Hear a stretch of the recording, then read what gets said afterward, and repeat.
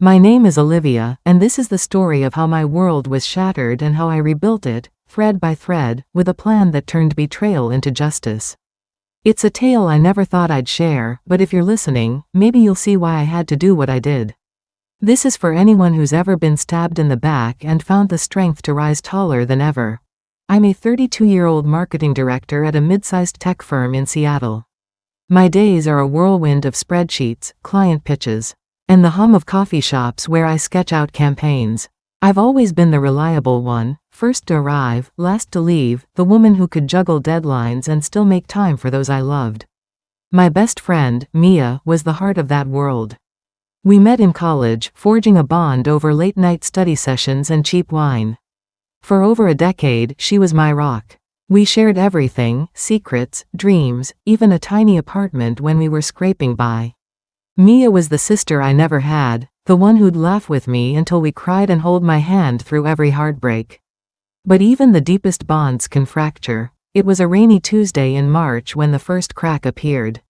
I was at my desk, sipping a latte, when my phone buzzed with a text from my coworker, Jake. "Hey, saw Mia at the downtown lounge last night with some guy. Looked cozy. You know him?" I frowned, my fingers pausing over the keyboard. Mia hadn't mentioned going out, which was strange. She usually spilled every detail of her life. I brushed it off, thinking it was a date she hadn't yet shared. But then Jake sent a photo, a blurry shot of Mia laughing, her hand on the arm of a man who looked achingly familiar. My stomach twisted. It was Ethan, my boyfriend of 3 years. Ethan and I weren't perfect, but we were steady, or so I believed. He was a freelance graphic designer, charming and quick-witted, with a smile that could light up a room. We'd talked about moving in together, maybe even a future beyond that. The idea of him with Mia, my Mia, felt like a fever dream. I told myself it was a misunderstanding. Maybe they were just catching up. They knew each other through me, after all. But doubt crept in, a quiet whisper I couldn't silence. That night, I invited Mia over for wine and takeout, hoping to clear the haze. My apartment, a cozy loft with exposed brick and fairy lights, felt suffocating as I waited. When she arrived, her usual bubbly self, I forced a smile. "So," I said, pouring her a glass of Pinot, "what did you do last night?" Her eyes flickered, just for a second, before she spun a tale about a work event. No mention of the lounge. No mention of Ethan. My heart sank, but I kept my voice steady. "Funny, Jake saw you at that new place downtown. With some guy." I studied her face, searching for the truth.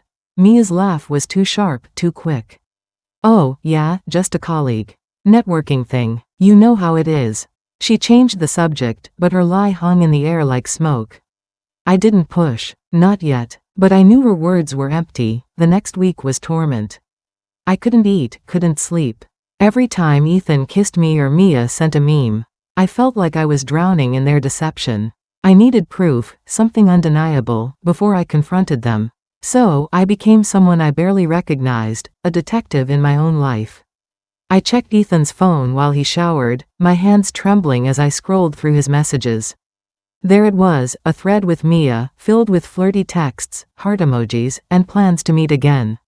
"Can't wait to see you," she'd written. "Olivia's working late, right?" Tears blurred my vision, but I didn't stop. I emailed screenshots to myself, each one a dagger in my chest. The final blow came when I logged into our shared cloud account. There, Ethan had uploaded a photo, a selfie of him and Mia, their faces pressed close, smiling at a bar I didn't recognize. The date stamp was from a night I'd been pulling an all-nighter for a client pitch.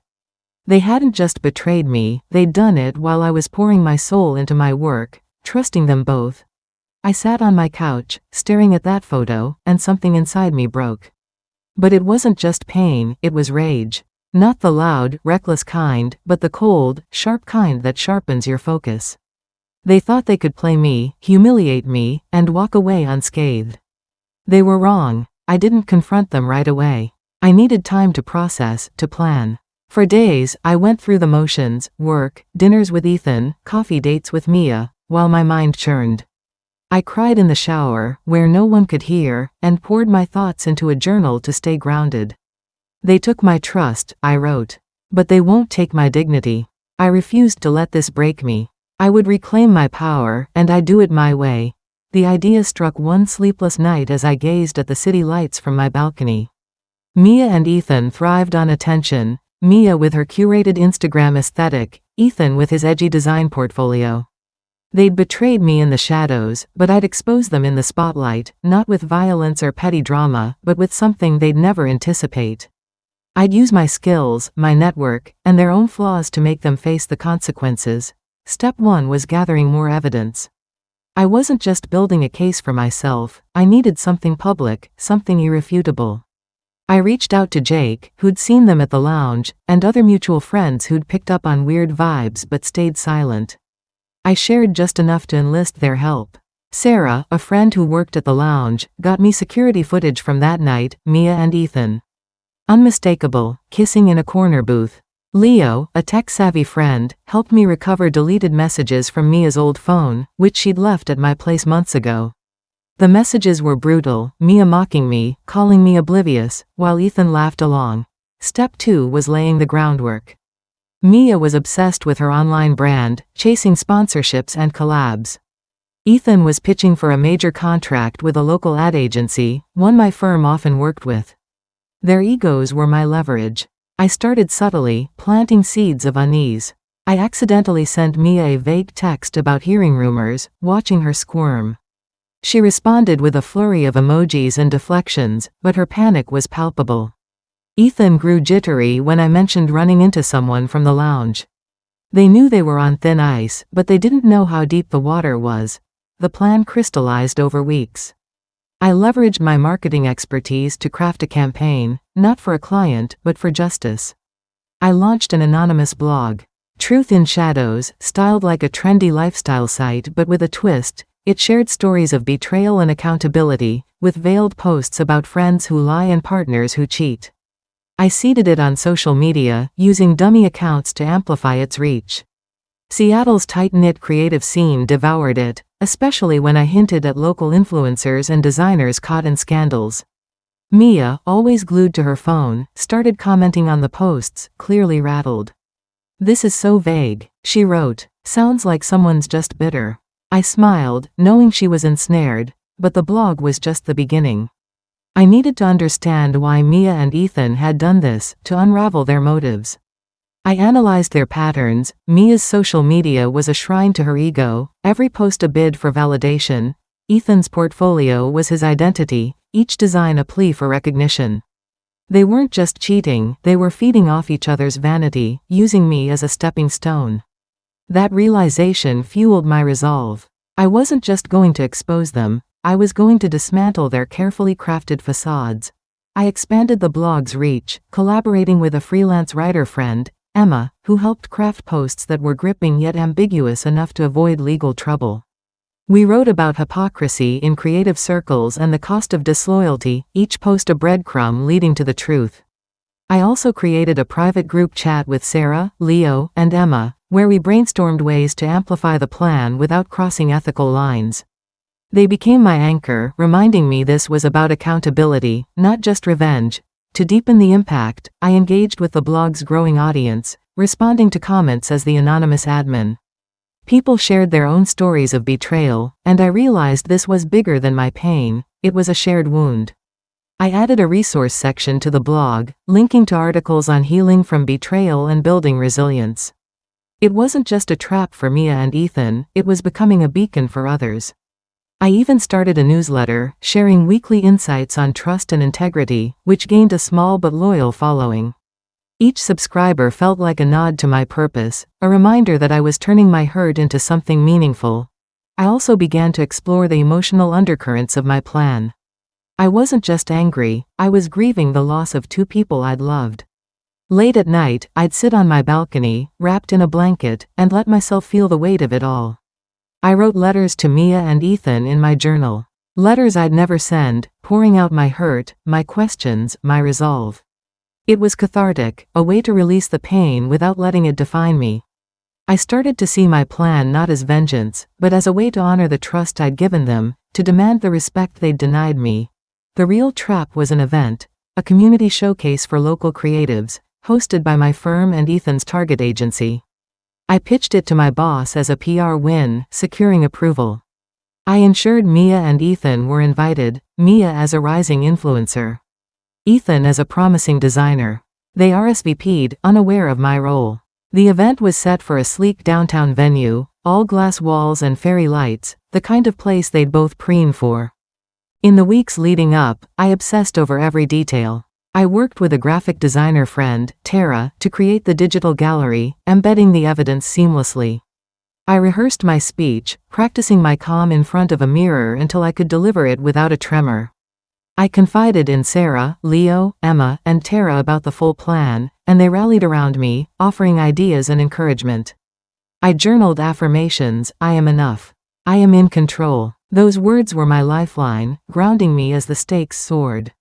I fortified myself emotionally, too. I started meditating, using guided sessions to quiet the storm in my mind. I redecorated my apartment, swapping out photos of Mia and Ethan for bold abstracts in reds and golds, colors that screamed resilience. I adopted a small cactus, naming it Thorn to remind me that even the prickliest things could thrive.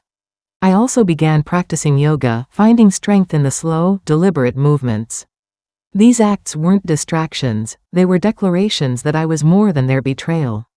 The night of the showcase, I was a storm of nerves and resolve. I wore a red dress, bold and unapologetic, my hair swept up to signal I wasn't hiding. The venue hummed with Seattle's creative elite, bloggers, designers, agency execs. Mia arrived in a sparkly dress, posing for photos, while Ethan schmoozed with agency reps, his portfolio in hand. I greeted them with a smile, my heart racing but my voice steady. "So glad you could make it," I said, and they smiled back, oblivious. The showcase featured a digital gallery, slides of local talent. Curated by me. I'd billed it as a surprise tribute to the community, but it was my masterpiece. When the lights dimmed and the screen glowed, the room fell silent. The first slides were harmless, photos of artists, quotes about creativity. Then came the shift. A slide titled Trust and Truth appeared, displaying a collage of screenshots, Ethan and Mia's texts, their selfie, the lounge footage. No names, but their faces were unmistakable.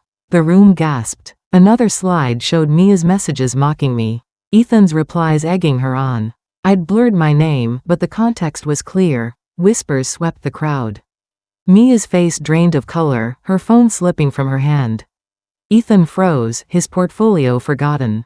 The final slide bore my quote, "Betrayal thrives in shadows, but truth finds the light." The screen went dark, and the room buzzed with murmurs. I stepped to the mic, my voice calm but firm. "Thank you for joining us," I said. "This showcase celebrates honesty and accountability. Let's keep creating, but let's do it with integrity." The applause started slowly, then roared.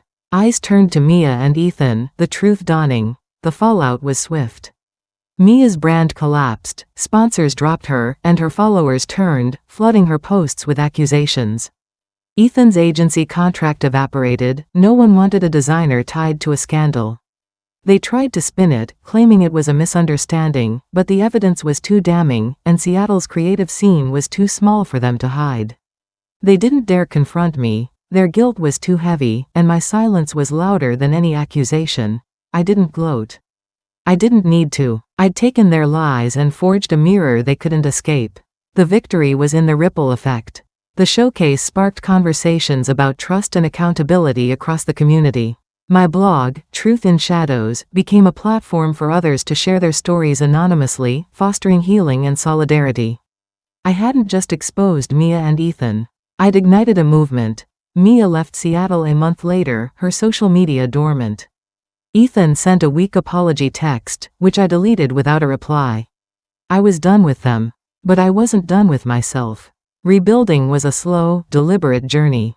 Trust, once shattered, heals gradually. I leaned on my true friends, Jake, Sarah, Leo, Emma, Tara, who stood by me. I threw myself into work, earning a promotion that felt like a triumph. I started therapy, learning to forgive myself for not seeing the betrayal sooner. My apartment, once a place of pain, became my sanctuary, filled with new memories, game nights, solo dance parties, moments where I rediscovered myself. I sought new ways to grow. I joined a local book club, connecting with people who valued authenticity. I took up painting, splashing colors on canvas to express what words couldn't. I started running along the Seattle waterfront, each step a reminder that I could keep moving forward. I began mentoring younger women at work, sharing lessons about resilience and self-worth. I volunteered at a community center, organizing events for young creatives to ensure they had the support I'd found in my friends. I also started a podcast, Shadows to Light, where I invited guests to discuss betrayal, trust, and healing. It was a small project, but it gave me a platform to connect with others who'd faced similar pain. Each episode was a step toward reclaiming my voice, a reminder that my story could inspire others. I interviewed therapists, life coaches, and even other creatives who'd overcome betrayal. Weaving their insights into my own journey, I reflected on the bigger picture. Betrayal taught me to trust my instincts, to cherish those who show up without an agenda. Strength, I learned, isn't just about standing up to those who hurt you, it's about lifting others up, too. I expanded my workshop series at the community center, teaching young professionals about personal branding with integrity. I brought in guest speakers, including some of my blog's contributors, to share their stories. It was my way of turning pain into purpose, ensuring the next generation valued trust as much as ambition. Looking back, this wasn't just about revenge. It was about reclaiming my worth. Mia and Ethan stole my trust, but they couldn't touch my spirit. I learned that justice isn't always punishment, sometimes it's about shining a light so bright the shadows vanish. If you're listening, and you've been betrayed, hear this: you are enough. You are resilient. You hold the pen to your story. And you can write an ending where you stand tall. That's my story. I'm Olivia, and I'm still here, stronger than ever.